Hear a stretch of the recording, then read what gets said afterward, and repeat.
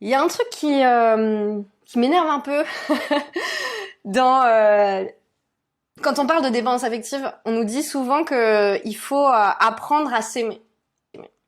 C'est vrai, hein, c'est totalement vrai. Mais comment on fait? C'est ce qu'on va voir aujourd'hui. Comment est-ce qu'on fait pour s'aimer concrètement? Comment ça marche? Pour moi, il y a un truc très simple. Tu vas juste te demander comment est-ce que toi t'aimerais être aimé. Qu'est-ce qui est important pour toi? Et tu vas t'aimer exactement comme t'aimerais qu'on t'aime. Par exemple, j'imagine que toi t'aimerais quelqu'un qui te respecte, qui t'aime pour ce que tu es, qui n'émet pas de jugement ou de pensées ou de paroles blessantes envers toi. Commence par toi. Commence simplement par toi. Tu dirais pas à ta meilleure amie qu'elle est nulle, qu'elle est trop grosse, qu'elle est trop maigre, qu'elle est pas capable, que ça, elle y arrivera jamais. Et pourtant, toi, tu te le dis tout le temps, en fait. Eh ben, arrête de te le dire.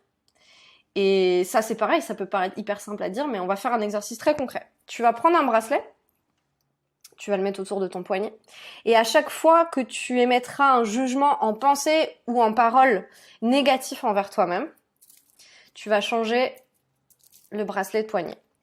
Et tu vas garder ce bracelet au minimum 21 jours du même côté. Tu vas continuer cet exercice autant de temps que nécessaire. Peut-être ça te prendra, alors certainement pas 21 jours a priori, mais tu peux essayer. Peut-être 2 mois, peut-être 3 mois. Fais-le, ça change la vie, ça marche. Il y a aussi autre chose, c'est que peut-être que t'aimerais être aimé et être valorisé. Par des compliments, par des mots gentils, par le fait qu'on relève tes qualités. Et ça, c'est pareil, c'est un truc qu'on sait pas faire sur nous-mêmes parce que souvent, on a l'impression que ça peut paraître narcissique. Mais avoir conscience des belles choses qui nous composent, c'est un peu bizarre de dire ça, mais de ce qu'on est en fait, que ce soit nos atouts physiques, nos qualités, nos belles valeurs, tout ça, c'est des choses lumineuses que on se doit d'exposer en fait, de rayonner. Et du coup, c'est important de se faire des compliments de temps en temps. Il me va bien ce pantalon. Ou j'ai eu une idée super la dernière fois. Ou je suis drôle. Je suis généreuse. Whatever. Mais en tout cas, vraiment mettre en avant ses qualités. Alors, c'est pas une question de de passer d'un extrême à l'autre. Mais c'est simplement de reconnaître à un moment donné les belles choses qui nous composent comme on aimerait que quelqu'un d'autre les reconnaisse. Parce que c'est souvent ça. Pourquoi est-ce qu'on est en dépendance affective? Parce qu'on est dépendante ou dépendant, hein, bien sûr, il y a des hommes aussi en dépendance affective. On est dépendant du regard des autres. Et nos émotions vont dépendre de ce que l'autre pense ou dit de nous. Alors, ça peut être tout le monde, c'est-à-dire que ça peut être tous les autres. Alors, dans ces cas-là, c'est très avancé, mais c'est souvent quand on est, par exemple, dans la relation amoureuse, ça va être le partenaire. Mais du coup, on cherche ça ailleurs, alors que l'idée, c'est d'abord d'aller le trouver en soi pour justement aller chercher cette indépendance affective. Donc, fais-toi des compliments. Au niveau des actes, il y a cette histoire de passer du temps avec soi. Donc ça, c'est pareil. Quand on est en dépendance affective, on nous dit prends du temps pour toi, fais les choses pour toi, apprends à passer du temps seul. Non, c'est compliqué. C'est compliqué parce que on angoisse quand on est tout seul. Donc, en fait, non, on n'a pas du tout envie d'être seul. Et souvent aussi, les personnes en dépendance affective ne savent même pas ce qu'elles aiment, elles, parce qu'elles se projettent dans les activités, dans les passions de l'autre. Donc c'est compliqué. Donc on va revenir dans une vidéo plus en détail sur comment est-ce qu'on fait pour apprendre à passer du temps seul. Mais juste un petit exemple comme ça. il y a des trucs que tu as envie de faire avec quelqu'un. Ça peut être regarder une série, aller à une expo, voyager, etc. Et ben tous ces trucs-là, tu peux les faire toute seule. C'est pas facile, c'est un gros challenge,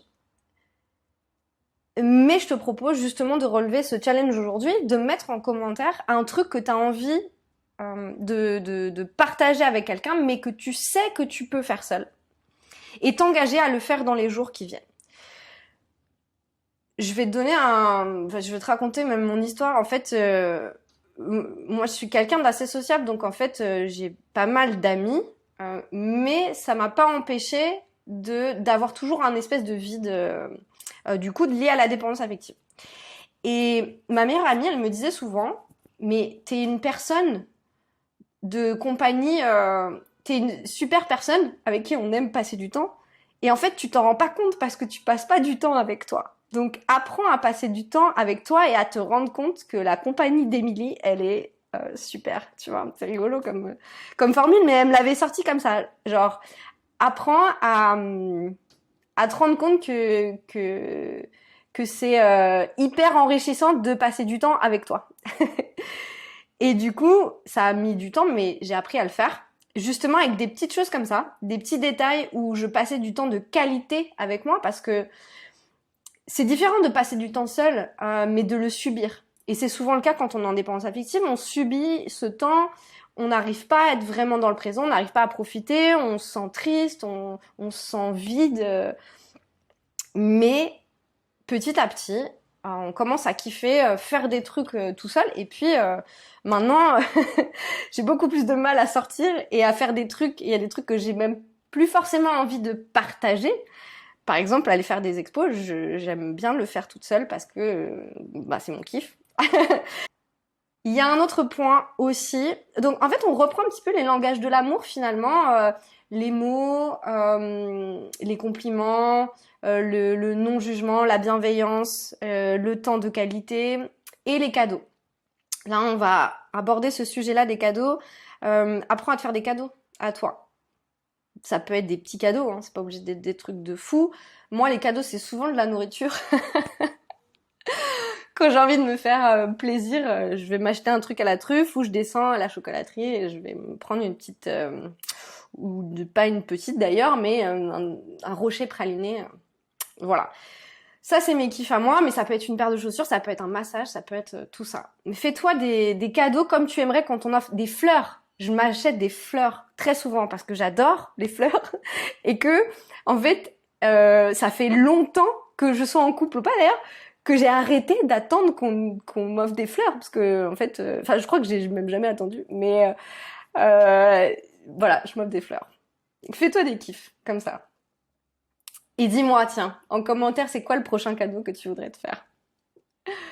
Merci beaucoup d'avoir regardé cette vidéo et si tu veux en savoir plus sur la liberté affective et comment y accéder, tu peux rejoindre notre groupe Facebook.